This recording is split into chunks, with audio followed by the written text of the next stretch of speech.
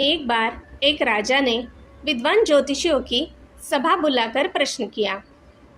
मेरी जन्म पत्रिका के अनुसार मेरा राजा बनने का योग था।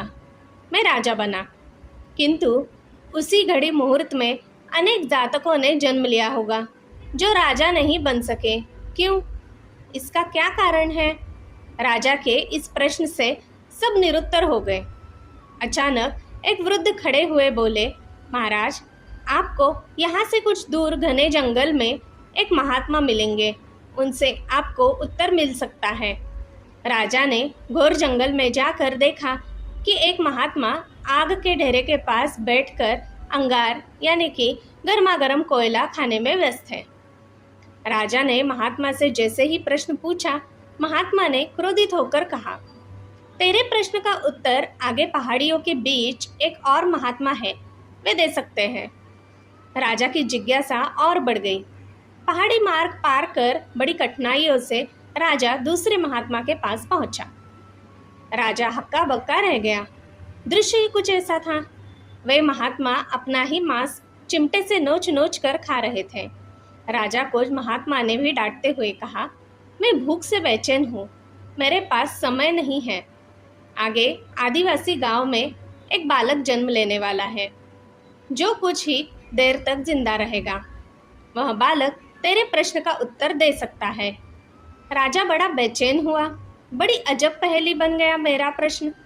उत्सुकता प्रबल थी। राजा पुनः कठिन मार्ग पार कर उस गांव में पहुंचा। गांव में उस दंपति के घर पहुंचकर सारी बात कही। जैसे ही बच्चा पैदा हुआ, दंपति ने नाल सहित बालक राजा के सन्मुख उपस्थित किया। राजा को देखते ही बालक हंसते हुए बोलने लगा, राजन, मेरे पास भी समय नहीं है, किंतु अपना उत्तर सुन लो। तुम, मैं और दोनों महात्मा 7 जन्म पहले चारों भाई राजकुमार थे। एक बार शिकार खेलते खेलते हम जंगल में 3 दिन तक भूखे पैसे भटकते रहे। अचानक हम चारों भाइयों को आटे की एक पोटली मिली। हमने उसकी 4 बाटी सेकी। अपनी अपनी बाटी लेकर खाने बैठे ही थे कि भूख प्यास से तड़पते हुए एक महात्मा वहां आ गए। अंगार खाने वाले भैया से उन्होंने कहा, बेटा, मैं 10 दिन से भूखा हूँ, अपनी बाटी में से मुझे भी कुछ दे दो, मुझ पर दया करो, जिससे मेरा भी जीवन बच जाए। इतना सुनते ही भैया गुस्से से भड़क हुए और बोले, तुम्हें दे दूंगा तो मैं क्या खाऊंगा? आग! चलो भागो यहाँ से। वे महात्मा फिर मांस खाने वाले भैया के निकट आए। उनसे भी अपनी बात कही, किंतु उन भाइयों ने भी महात्मा से गुस्से में आकर कहा कि बड़ी मुश्किल से प्राप्त ये बाटी तुम्हें दे दूंगा तो मैं क्या अपना मांस नोच कर खाऊंगा? भूख से लाचार वे महात्मा मेरे पास भी आए।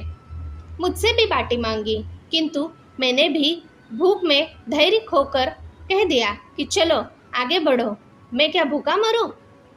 अंतिम आशा लिए वो महात्मा, हे राजन, आपके पास भी आए, दया की याचना की।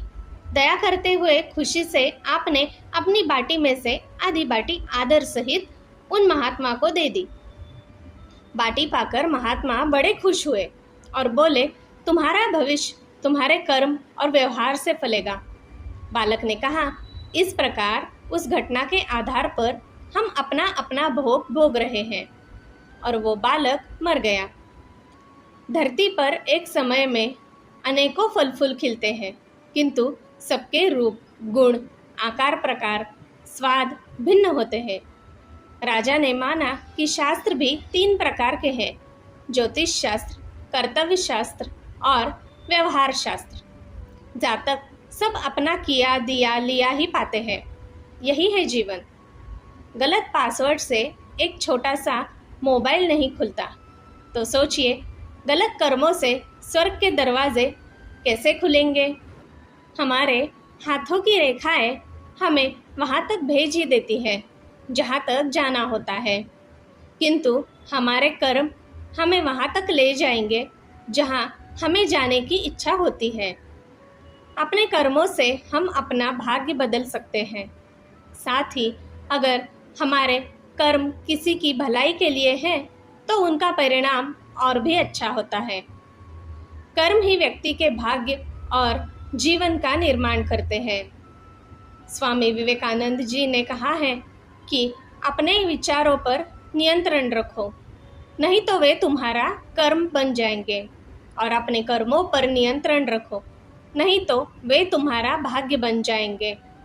कर्म ही व्यक्ति के भाग्य और जीवन का निर्माण करते हैं। जय भोलेनाथ। धन्यवाद। दोस्तों, मेरी सुनाई कहानियाँ अगर आपको अच्छी लगती हो तो मैं आपसे अनुरोध करती हूँ कि कृपया मेरे इस चैनल को एक लाइक, शेयर और सब्सक्राइब ज़रूर कीजिएगा। धन्यवाद।